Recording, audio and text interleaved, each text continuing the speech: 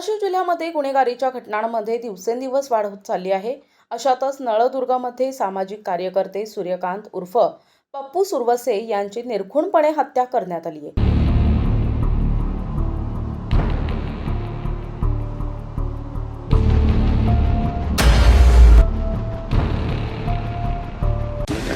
माझे पती एक सामाजिक कार्यकर्ते होते। त्यांची सम्राट ग्रुप संस्था होती। त्या संस्थेमार्फत ते सामाजिक कार्य करत होते। प्रत्येक आडले नडलेला प्रत्येकाला ते मदत करत होते। हीच गोष्ट जयकुमार गायकवाड याच्या डोळ्यात खुपत होती। तो पनवेलला राहत असून तू इथे येऊन का आमच्यामध्ये हे करतोस? सतत तुझं सगळीकडे का नाव घेतलं जातं? तुझंच वर्चस्व का? असं म्हणून ते सतत त्यांना धमकी देत असत।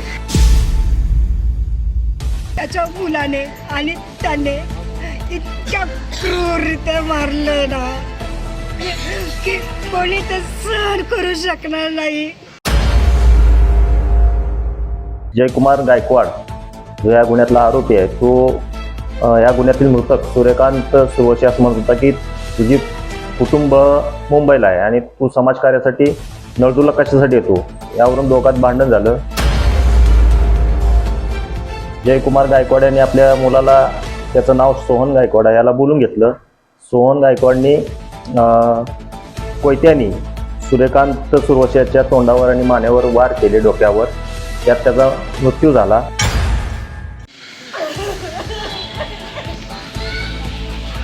जयकुमार गायकवाड बाप बेट्यांनी मिळून पप्पू सुरवसे यांची कोयत्यानं सपासप वार करून हत्या केली। या घटनेचा सीसीटीव्ही समोर आलाय। या प्रकरणी मुलाला अटक केली आहे। या प्रकरणामुळे नळदुर्गमध्ये खळबळ उडाली आहे। नळदुर्गमधील सामाजिक कार्यात विनाकारण अडथळा आणत होता। तू पनवेलहून इथे येऊन समाजकार्य का करतोस? आम्ही इथलं कामकाज बघून घेऊ, तू ढवळाढवळ करू नकोस, असं म्हणून जयकुमार गायकवाड हा पप्पू यांच्यासोबत नेहमी भांडण करत असे। पप्पू यांनी पत्नी करुणा यांना सांगितलं। या फिर्यादीवरून नळदुर्ग पोलिसांनी जयकुमार गायकवाड आणि त्यांचा मुलगा सोहन गायकवाड यांच्या विरुद्ध गुन्हा दाखल केला असून तपास अधिकारी म्हणून पोलीस निरीक्षक सचिन चंद्रकांत यादव हे काम पाहत आहेत। माझे पती एक सामाजिक कार्यकर्ते होते। त्यांची सम्राट ग्रुप संस्था होती। त्या संस्थेमार्फत ते सामाजिक कार्य करत होते। प्रत्येक आडले नडलेला प्रत्येकाला ते मदत करत होते। समाजासाठी सतत झटत होते। आतापर्यंतही तेच करत होते। हीच गोष्ट जयकुमार गायकवाड याच्या डोळ्यात खुपत होती। तो पनवेलला राहत असून तू इथे येऊन का आमच्यामध्ये हे करतोस? सतत तुझं सगळीकडे का नाव घेतलं जातं? तुझंच वर्चस्व का? असं म्हणून ते सतत त्यांना धमकी देत असत की तू इथे येऊ नको, तू तिकडेच जा। आणि आज माझे पती इकडे आल्यानंतर त्यांना त्याच्या मुलाने आणि त्याने इतक्या क्रूररित्या मारलं ना की कोणी ते सहन करू शकणार नाही। आणि त्यांना, त्या दोघांना फाशीची शिक्षा झाली पाहिजे। त्या दोघांनाही तसा त्रास झाला पाहिजे जसा माझ्या पतीला झालाय। जसा आम्हाला त्रास होतोय तसाच त्यांना पण झाला पाहिजे। त्यांना शिक्षा झाली पाहिजे। माझ्या पतीला न्याय मिळाला पाहिजे। माझे पती समाजासाठी झटत होते शेवटच्या क्षणापर्यंत।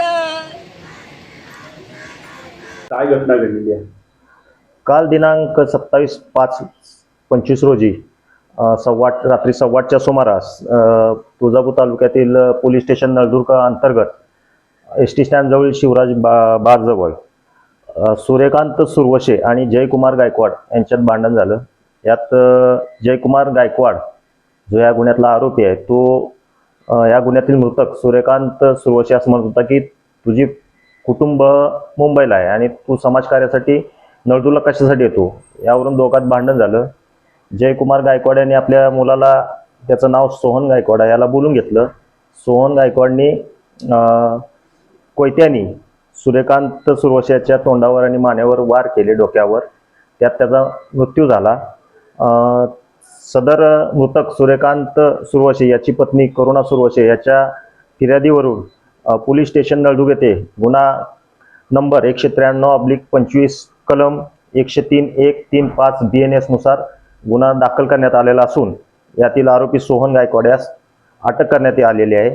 पुढील तपास धाराशिव पोलीस अधीक्षक श्रीमती ऋतू खोकर मॅडम आणि ॲडिशनल SP मॅडम तसेच तुळजापूरचे उपविभागीय पोलीस अधिकारी देशमुख सर यांच्या मार्गदर्शनाखाली नळदुर्ग पोलीस स्टेशन करीत आहे. प्रतिनिधी आयुब शेख, NTV न्यूज मराठी, तुळजापूर, धाराशिव.